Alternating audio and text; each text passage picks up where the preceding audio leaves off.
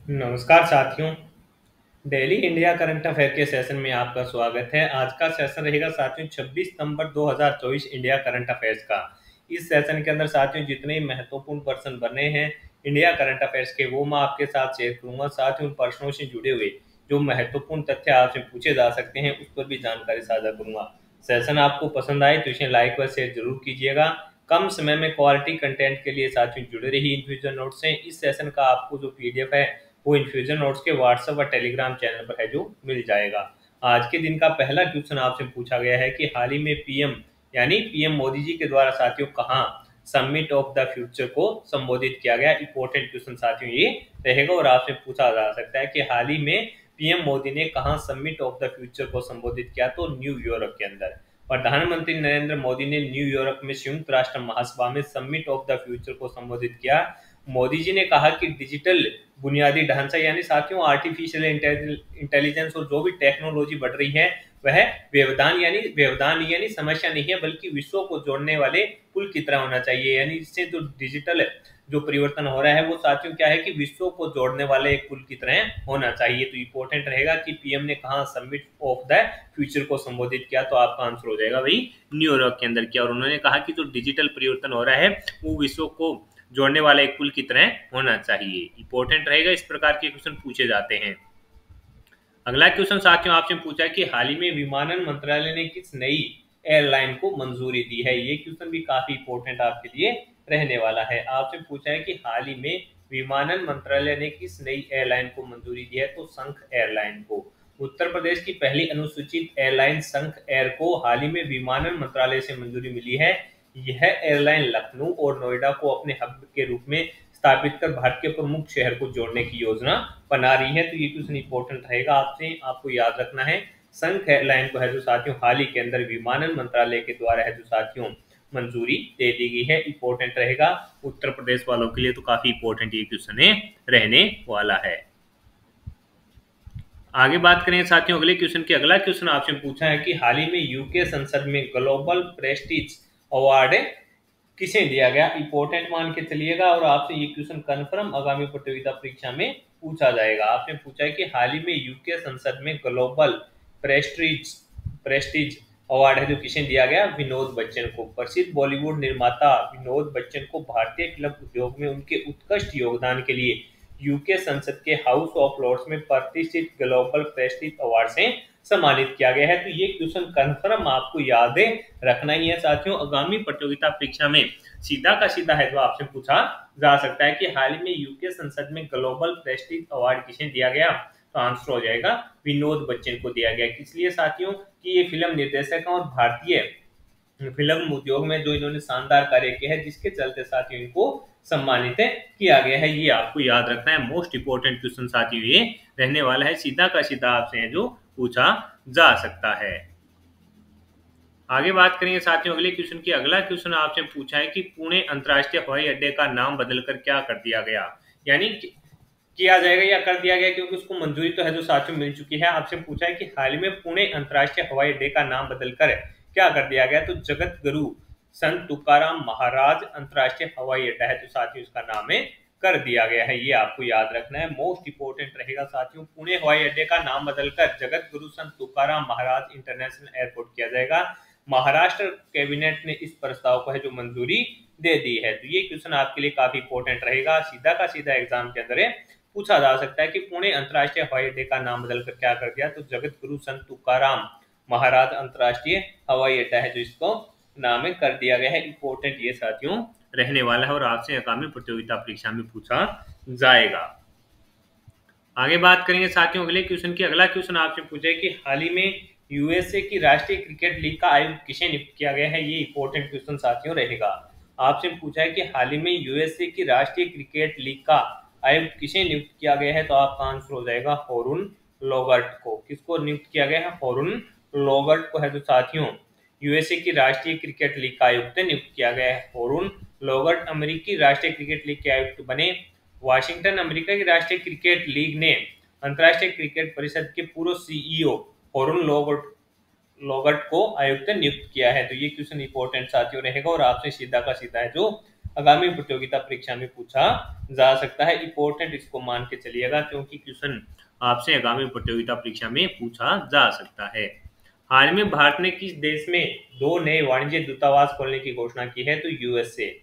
ये क्वेश्चन भी इंपॉर्टेंट रहने वाला है। भारत अमेरिका के बोस्टन और लॉस एंजल्स में 2 नए वाणिज्य दूतावास खोलेगा। प्रधानमंत्री ने न्यूयॉर्क में भारतीय मूल के लोगों को संबोधित करते हुए ये घोषणा की है। बोस्टन और लॉस एंजल्स में भारतीय मूल के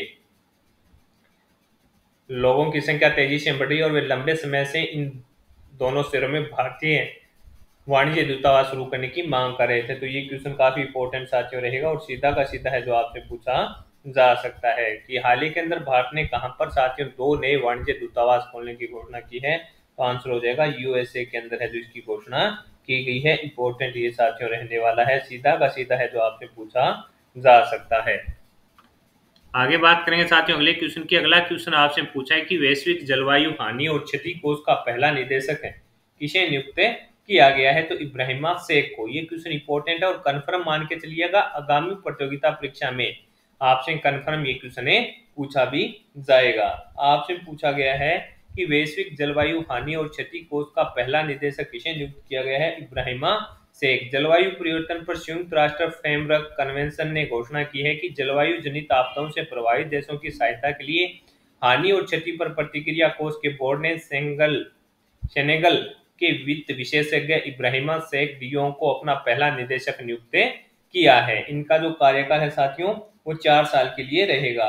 इनका जो कार्यकाल है साथियों वो 4 साल का रहेगा। ये क्वेश्चन आपको याद रखना है कि इनका जो कार्यकाल है वो कितने समय का रहेगा। तो साथियों इनका जो कार्यकाल है वो 4 साल का रहेगा। इब्राहिमा शेख सेनेगल के हैं, वित्त विशेषज्ञ हैं, उनको साथियों इस पद पर है जो नियुक्त किया गया है। ये आपको याद रखना है। इस प्रकार के जो क्वेश्चन होते हैं वो कंफर्म होते हैं कि आपको 2 नंबर दिला के जाएंगे, तो इंपॉर्टेंट मान के चलिएगा। ये क्वेश्चन आपको आगामी जो भी प्रतियोगिता परीक्षाएं होगी उनमें छपा हुआ मिलेगा।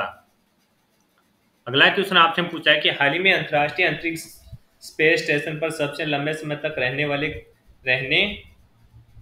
का जो रिकॉर्ड है किसने अपने नाम किया है? तो निकोलाई युग व ओलेंग कोनोको। ये क्वेश्चन इंपॉर्टेंट है, मान के चलिएगा कि आपसे पूछा जाएगा। आपसे पूछा है कि हाल ही में अंतर्राष्ट्रीय अंतरिक्ष स्पेस स्टेशन पर सबसे लंबे समय तक रहने का रिकॉर्ड किसने अपने नाम किया? तो आंसर हो जाएगा निकोलाई युग व ओलेंगे कोनोको। रूसी अंतरिक्ष एजेंसी रोस्कोमोस ने कहा है कि ओलेंगे और निकोलाई ने 370 दिन 21 घंटे और 22 मिनट पुराना रिकॉर्ड तोड़ दिया है।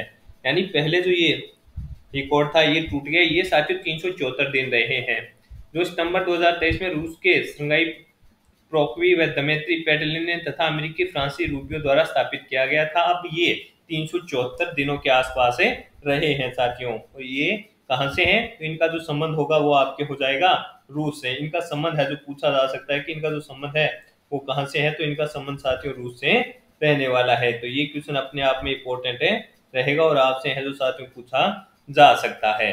कौन है? निकोलाई यू व ओलेंग कोनोको। ये आपको नाम है याद रखना है, अटपटे नाम होते हैं साथियों। आपसे पता है कि हाल ही में चर्चा में उत्तर संयुक्त 2024 अभ्यास युद्ध अभ्यास का संबंध किसे है? तो साथियों ये रूस से और चीन से है। ये आपको याद रखना है। आपसे पूछा जा सकता है कि हाल ही में चर्चा में उत्तर संयुक्त 2024 युद्ध अभ्यास का संबंध है जो किससे है? तो आंसर है रूस व चीन से है। किससे है? रूस व चीन से। रूस और चीन के युद्धपोत ने संयुक्त अभ्यास शुरू कर दिया है साथियों।